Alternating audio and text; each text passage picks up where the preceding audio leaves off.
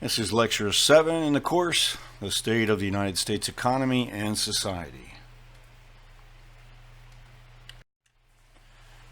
The ownership of our residential property was almost taken for granted by a majority of white Americans who reached adulthood in the 1950s, their children who entered the workforce in the 1970s, and even their grandchildren who came of age in the 1990s. The crash of the nation's property markets in 2007 and 2008 has had long-lasting consequences, unevenly distributed across the United States. Beginning in the 1950s, millions of young adults left the nation's cities to live in new suburban communities characterized by affordable, single-family detached housing on a small parcel of land. From that time on, residential property markets have been a key driver of the U.S. economy. Consider the long list of participants in the, quote, housing sector, from landowners and building contractors to the retail sellers of everything required to make a house a home, to landscaping services and companies who service a home's key systems and equipment.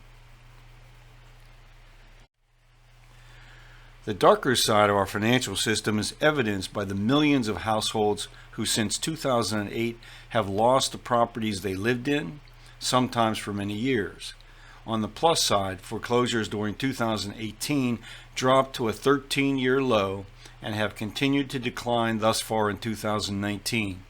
There were nearly 625,000 evictions and subsequent foreclosure sales in 2018, and an additional 161,875 properties during the first quarter of 2019. The analysis by Adam Data Solutions noted that some foreclosures followed natural disasters, most notably in Houston. Predatory lending practices and high-cost subprime mortgage terms victimized millions of property buyers. When a large number of subprime borrowers defaulted, the bank created private label mortgage-backed securities collateralized by subprime mortgage loans lost their value. This chart indicates the market share of subprime mortgage loans during the period approaching the 2008 crash in the nation's property markets.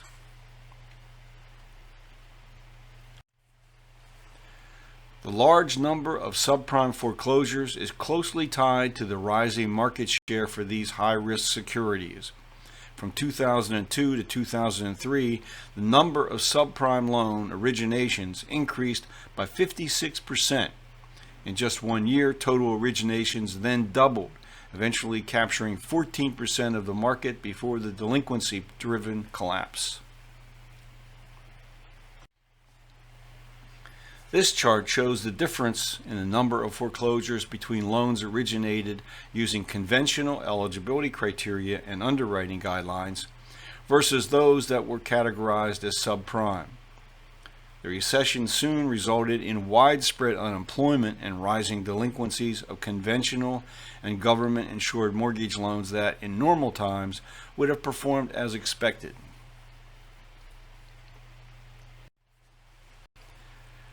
This chart details the extent to which the private label MBS market share climbed against the conventional securities issued by Fannie Mae and Freddie Mac. When the securities collateralized by subprime mortgage loans lost value because of the high rate of defaults, a chain reaction occurred and investors began to abandon the conventional and government-insured securities markets as well.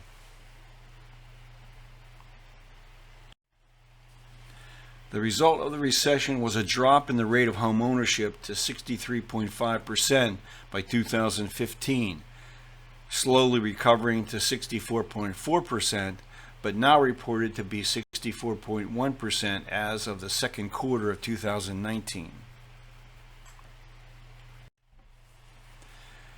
Adam Data Solutions reported in May 2019 that 5.2 million owners of a residential property owed 25% more than the property's current market value. This chart identifies some of the counties with the greatest percentage of declining property values as of June 2018.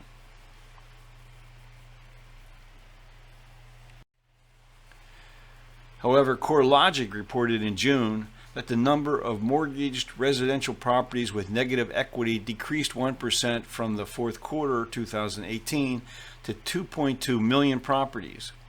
This map indicates the percentage of properties with negative equity.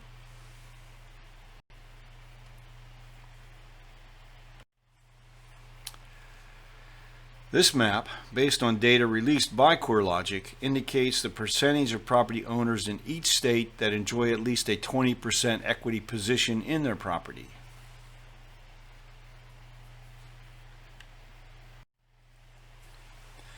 In January of 2018, the real estate tracking firm Zillow estimated the total value of all residential property in the United States at around $31.8 trillion. Values increased by nearly $2 trillion during 2017. In January of 2019, Zillow released data indicating an additional increase of $1.9 trillion in 2018 for a total of $33.3 trillion.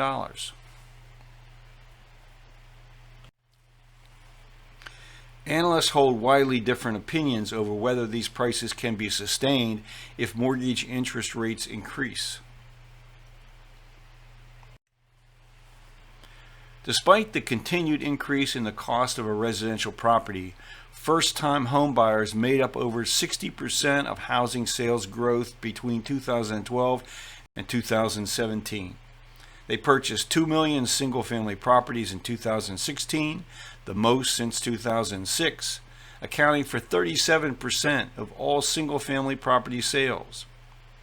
That number increased to 2.1 million in 2017, 300,000 more than the historical average over the last 25 years. A 2018 analysis by Tian Liu of Genworth explains how this has been possible. Down payment has always been the biggest hurdle facing potential first-time homebuyers. Low down payment mortgages allow these buyers to afford entry-level homes using a small amount of savings. In the past 3 years, 79% of first-time homebuyers have relied on low down payment mortgage products. We expect that trend to continue, with the low down payment mortgage market growing with the first-time home buyer market. Data released by the Federal Reserve Bank of New York indicates mortgage originations fell by $60 billion during the first quarter of 2019 to $344 billion, the lowest level since mid-2014. However, a Mortgage Bankers Association forecast issued on the 19th of August stated originations would reach $1.86 trillion, up from $1.64 trillion in 2018. All depends on the rate of interest for 30-year fixed-rate mortgages averaging 3.7%. In January of 2018, National Association of Realtors chief economist Lawrence Yun commented on the shortage of affordable housing options in many cities and metropolitan markets across the country. He stated, "Buyers throughout the country continue to be hamstrung by record low supply levels that are pushing up prices, especially at the lower end of the market." One of the serious challenges for communities looking to increase the supply of affordable housing is, of course, acquiring land at a price that allows affordable housing units to be constructed. The problem is not universal, however.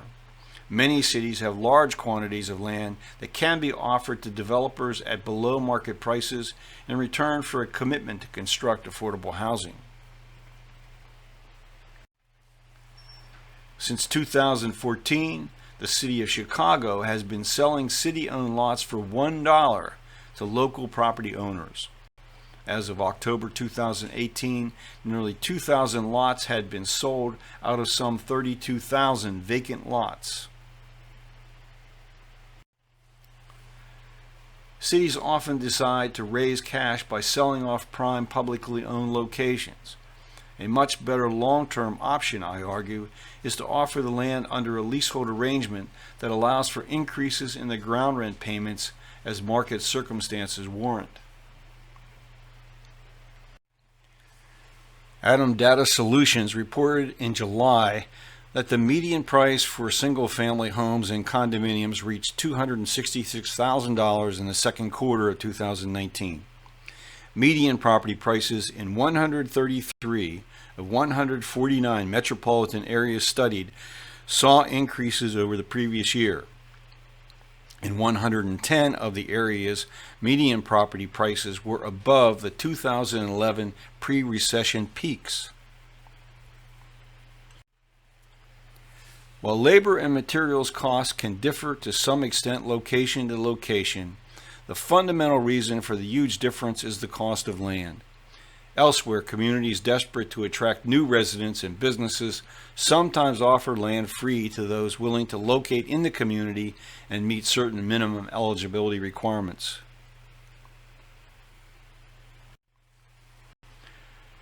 Property prices in some hot markets continue to rise at annual double-digit rates. The median property price in San Francisco reached $1,293,000 in December of 2017, a 12.8% increase in just 1 year. Fast forward to January 2019, and that number climbed to $1,378,200, and in July reached $1.76 million.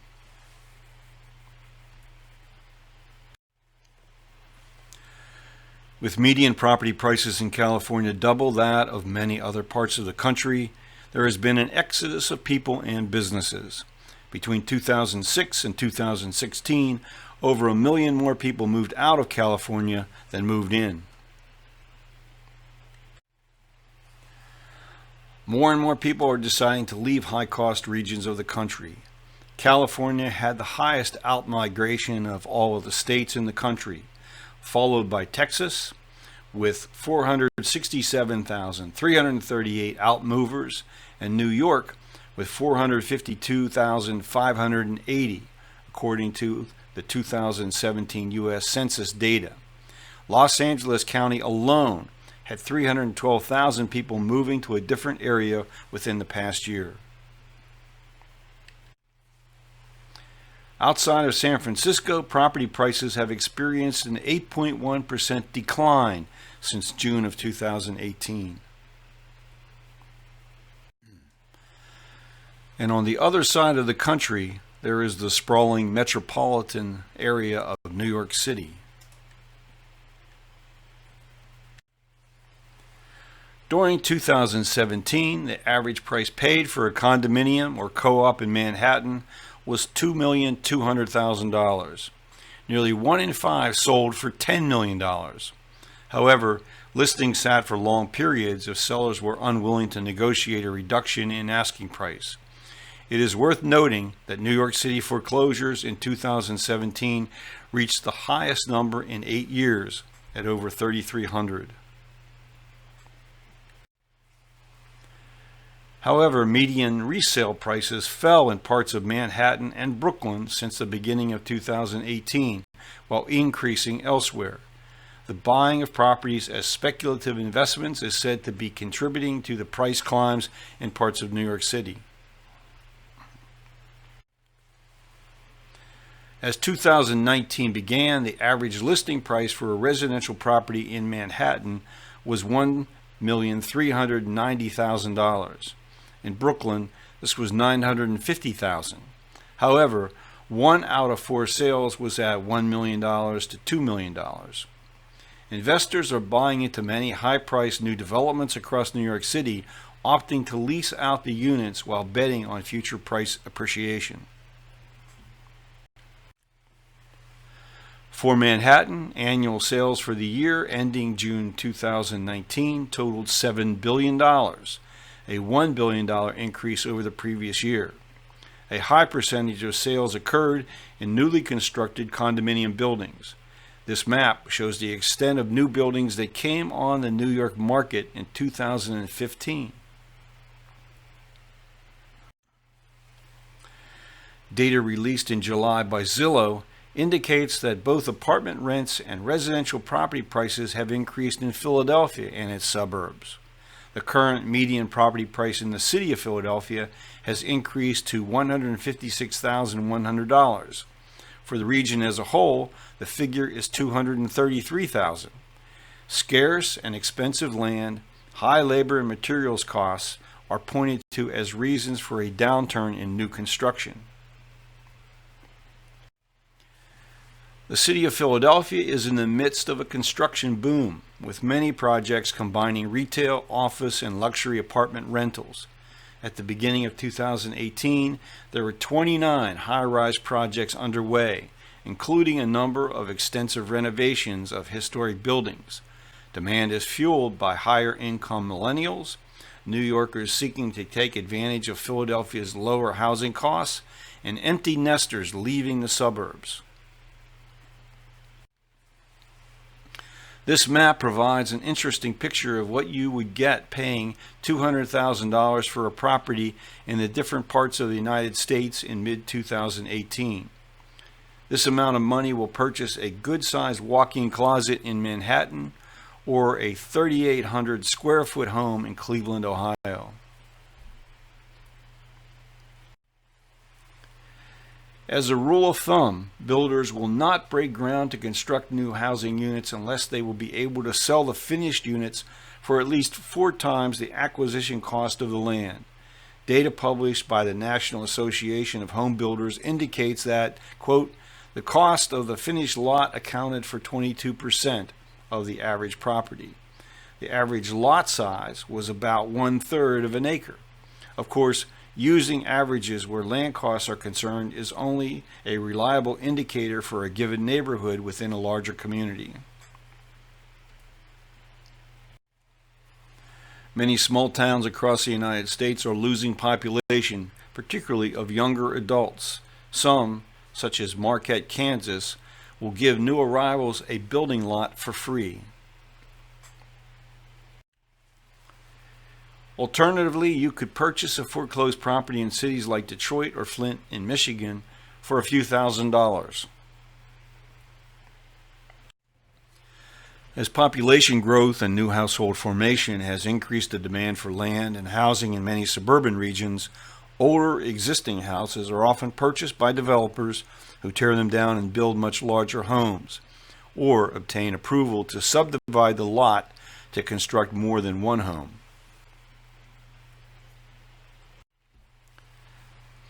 The value of a house is its replacement cost, less what depreciation the house has experienced. This property in San Francisco was offered for sale at $595,000 earlier in 2016. I have not found out whether the property was sold. It might cost $10,000 to clear the site for new construction, which means the value of the land, if vacant, was $605,000 2 years ago. Zillow estimates that property in San Francisco increases in value at a rate of $14 per hour. Thus, just by sitting on this property, investing nothing in the structure or generating income by some business activity, the owner has probably earned $245,280 in additional value to the location between 2016 and 2018. Next, we will examine the widening gaps in income and wealth.